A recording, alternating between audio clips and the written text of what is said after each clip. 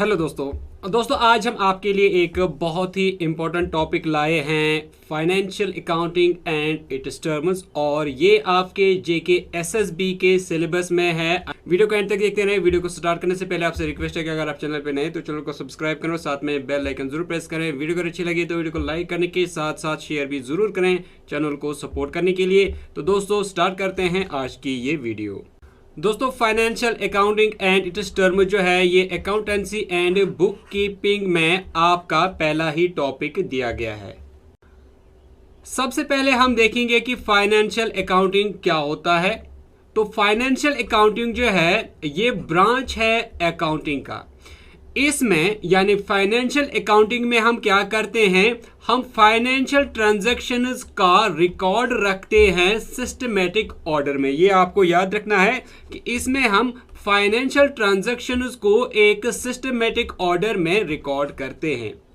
Financial transactions को record करने के बाद हम क्या करते हैं, इसमें हम प्रिपेयर करते हैं फाइनेंशियल रिपोर्ट्स को, जिनको फाइनेंशियल स्टेटमेंट्स भी कहते हैं। तो ये आप याद रखिएगा, असल में यही मकसद है फाइनेंशियल अकाउंटिंग का कि हम फाइनेंशियल ट्रांजैक्शंस को सिस्टमैटिक ऑर्डर में रिकॉर्ड करते हैं। रिकॉर्ड करने के बाद हम फाइनेंशियल रिपोर्ट्स इससे तैयार करते हैं।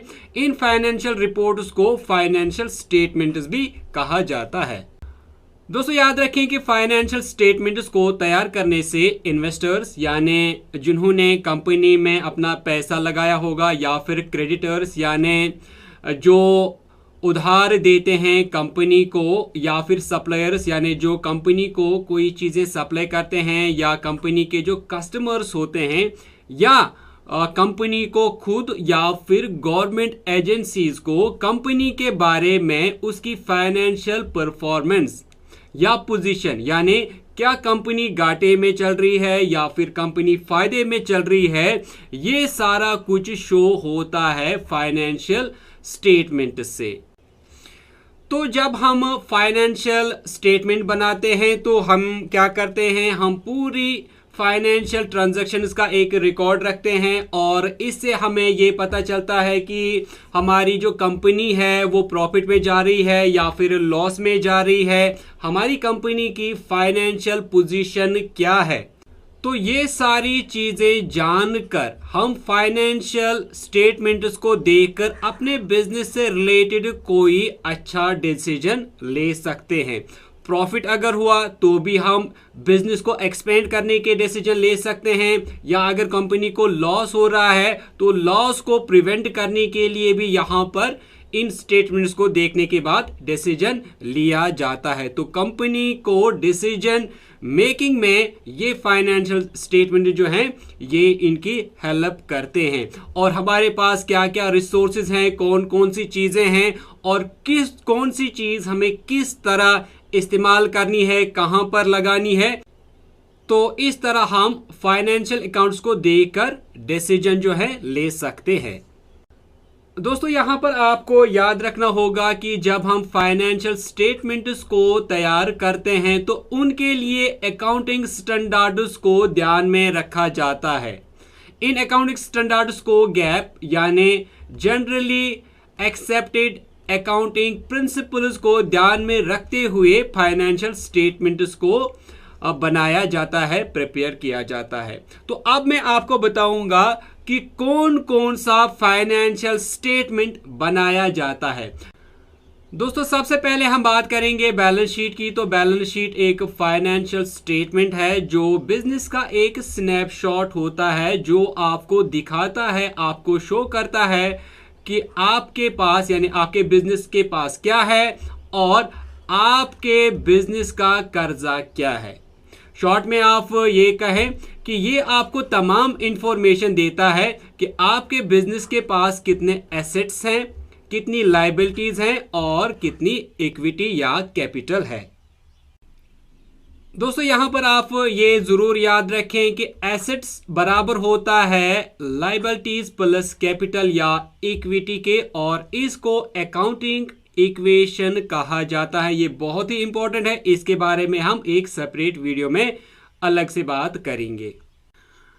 जिसमें हम आपको बताएंगे एसेट्स या फिर एसेट्स के टाइप, जिसमें करंट एसेट, फिक्स्ड एसेट या फिर लायबिलिटी या फिर कैपिटल क्या क्या होता है, कौन कौन सी चीज़ें एसेट्स होती हैं, कौन सी करंट होती हैं, कौन सी फिक्स्ड होती हैं, कौन सी नॉन करंट होती हैं। ये सारा कुछ हम एक सेपरेट वीडियो में डिस्कस करेंगे।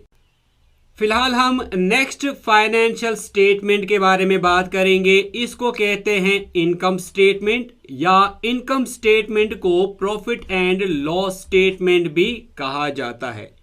इनकम स्टेटमेंट हमें शो करता है कि जो कंपनी है उसके पास कितना रेवेन्यू आया, कितना रेवेन्यू कंपनी ने कमाया, और इस कंपनी को ये रेवेन्यू कमाने में कितना कॉस्ट या एक्सपेंसेस हुए, ये भी ये शो करता है।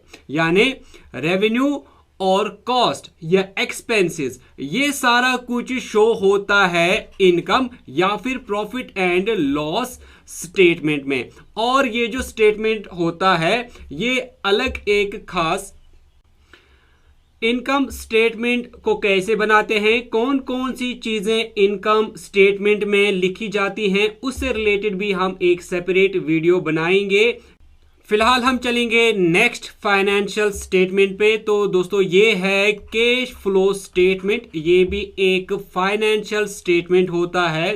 ये स्टेटमेंट जो है ये हमें inflow and outflow of cash show करता है, जिसको मोमेंट ऑफ कैश भी कहा जाता है। यानी कंपनी में कितना पैसा आया और कंपनी से कितना पैसा बाहर गया, ये कैश फ्लो स्टेटमेंट शो करता है। इसके बाद होता है नोट्स ऑफ अकाउंट्स। ये भी फाइनेंशियल स्टेटमेंट्स होते हैं। ये सपोर्टिंग पीस ऑफ इंफॉर्मेशन होते हैं जो आप फाइनल अकाउंट्स के साथ रखते हैं। इनसे इंफॉर्मेशन मिलती है जो आपने अकाउंट्स बनाए होते हैं उनको अंडरस्टैंड करने में।